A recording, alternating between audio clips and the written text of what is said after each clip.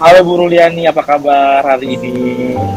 Halo Bapak, kabar baik Alhamdulillah. Walaupun ada sedikit lelah ya Pak hari ini. Lelah, ya gimana lelah kenapa Bu? Kira-kira? Lelah karena hari ini kan APAS ya Pak, anak-anak ya Pak. Guys, Ya, nah AS tadi itu saya berarti sedikit, asesmen. ya asesmen akhir semester. Ya, Nah, tadi melihat beberapa hasil pelajaran murid-murid ya Pak. Nah, untuk itu saya mau konsultasi nih ke Bapak nih. Ini kan gimana Bu? Konsultasi apa Bu? ya, Bapak tuh mau coaching gitu Pak. Jadi itu saya tuh tadi saya melihat beberapa hasil nilai murid tuh, kebetulan saya guru kelas 4 ya Pak. Saya punya murid perempuan, jadi dia tuh punya keterlambatan dalam membaca. Bukan berarti belum bisa ya Pak, saya bilangnya keterlambatan gitu ya Pak. Saya ya keterlambatan. Jadi dia tuh tadi ketika saya periksa hasil ulangannya itu, hasil asesmennya itu tidak sesuai dengan ekspektasi saya gitu Pak.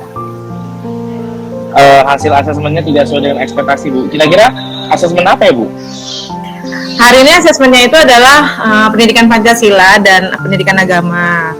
Nah, ketika pendidikan Pancasila kan saya bertanggung jawab atas materi tersebut ya Pak, atas materi tersebut. Ya. Jadi begitu saya lihat ternyata anak ini belum bisa memahami soal yang diberikan kepadanya. Terus jawaban-jawaban yang dia tulis adalah mengulang kembali pertanyaan yang ada pada soal tersebut gitu. Nah, kendalanya adalah memang ketika dia masuk ke kelas 4 itu dia sudah saya temukan bahwa dia itu tidak bisa membaca. Tidak bisa membaca. Lalu saya selalu udah beberapa kali melakukan treatment, tapi treatment saya lakukan itu belum berhasil gitu Pak. Ya. Nah itu kira-kira asesmennya boleh dikasih sebutin nggak Bu, nilainya berapa Bu?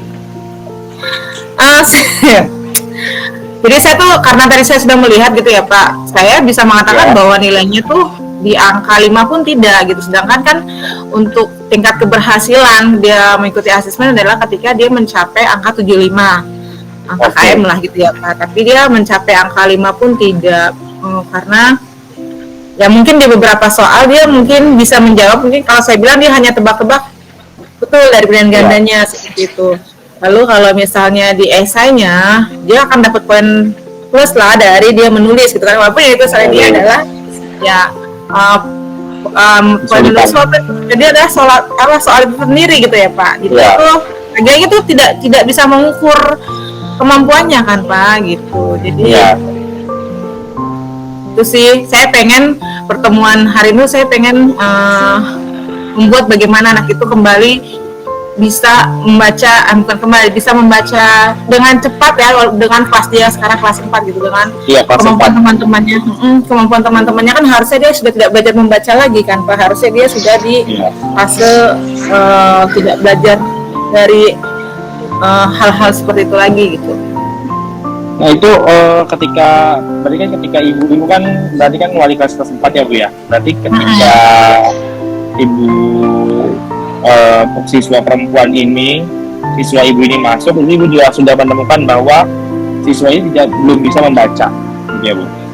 Iya. Kira-kira kan tadi ibu sampaikan kan ibu sudah memberikan treatment gitu kan. Nah kira-kira treatment apa yang ibu lakukan buat siswa ibu? Oh ya, untuk siswi saya tersebut Pak, ketika saya tahu dia tidak bisa membaca, memang setiap pulang sekolah itu dia saya kasih jam khusus untuk berlatih membaca gitu. Ketika saya mengecek memang dia mengenal huruf Pak, dia tahu huruf-huruf yang saya tunjuk itu. Ketika saya masukkan dia gabungkan menjadi beberapa suku kata, bahkan menjadi kata, dia sudah mulai melambat. Kadang dia malah seperti menghafal, karena saya bantu membaca, kadang dia malah sepertinya menghafal gitu. Jadi baru sampai seperti itu sih Pak yang saya lakukan gitu.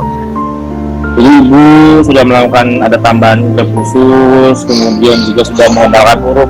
Tapi memang siswa ini sudah mengenal huruf apa memang belum Bu? Apa masih menghafal, masih mengingat? Sudah mengenal Pak. Kalau saya menunjuk huruf gitu, dia dengan cepat bisa tahu huruf itu huruf apa gitu. Tapi ketika saya menggabungkan dia dengan huruf vokal, misalnya E ketemu A, dia lama tuh Kak. Gitu. Gitu dia cukup lama baru bisa menemukan bacaan itu, baru bisa tahu itu bacaannya seperti itu gitu. Cukup lama. Ya. Oke.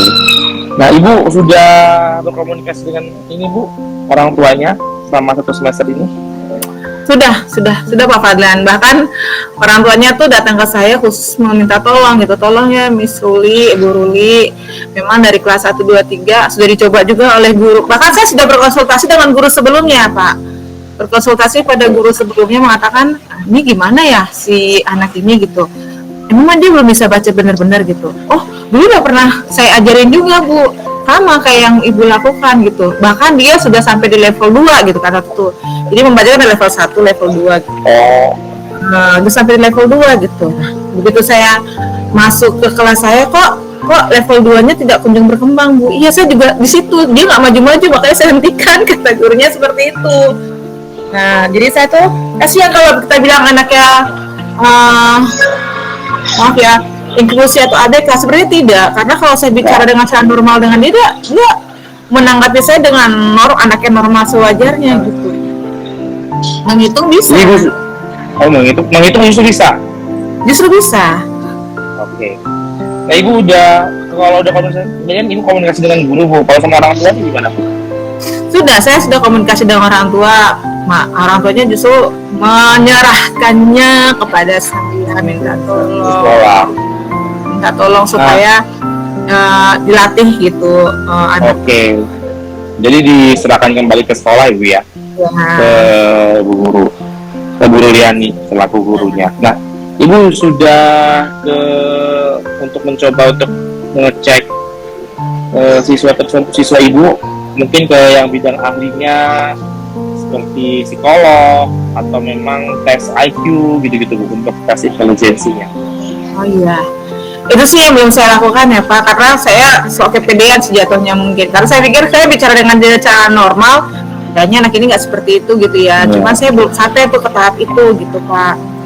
Saya belum berani lah lebih tepatnya, karena kan berbicara pada orang tua tentang hal tersebut kan sebetulnya butuh nyali ya Pak.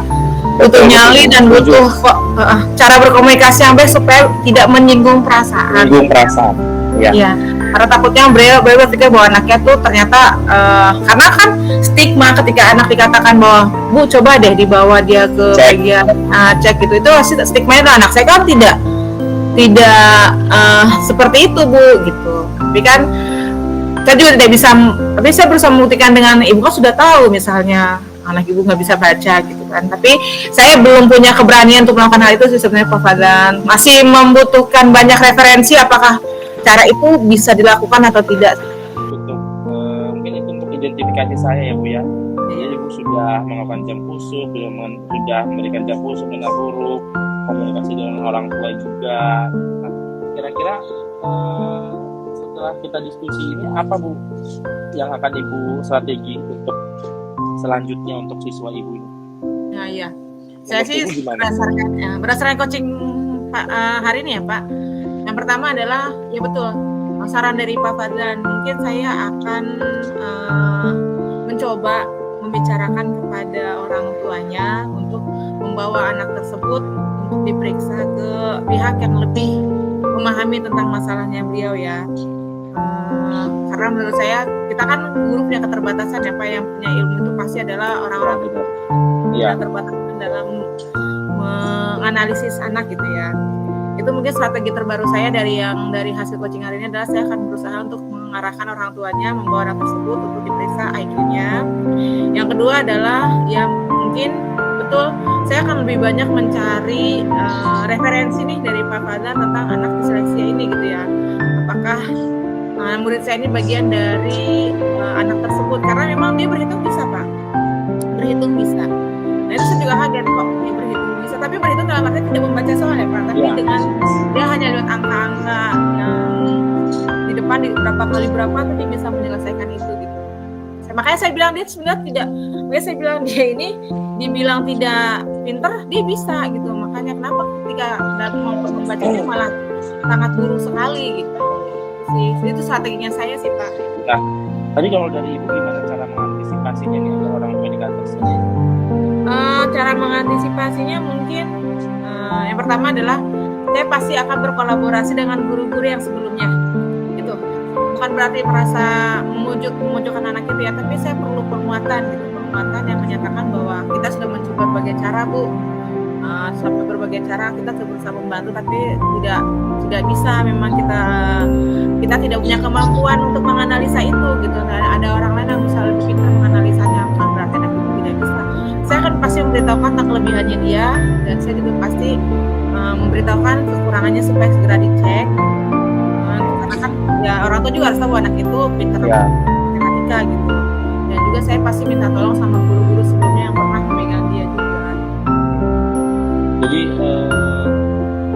yang bisa membantu Ibu nih ya, berarti yang bisa membantu Ibu dalam menyelesaikan permasalahan Ibu ini, itu adalah rekan-rekan sejawat Ibu ya? Iya, itu salah satunya. Nah, untuk tindak lanjutnya gimana nih Bu? Setelah sudah berkomunikasi dengan orang tua, kira-kira itu gimana? Tindak lanjutnya tentang bagaimana saya bisa, apa yang bisa lakukan kepada murid saya gitu ya Pak ya?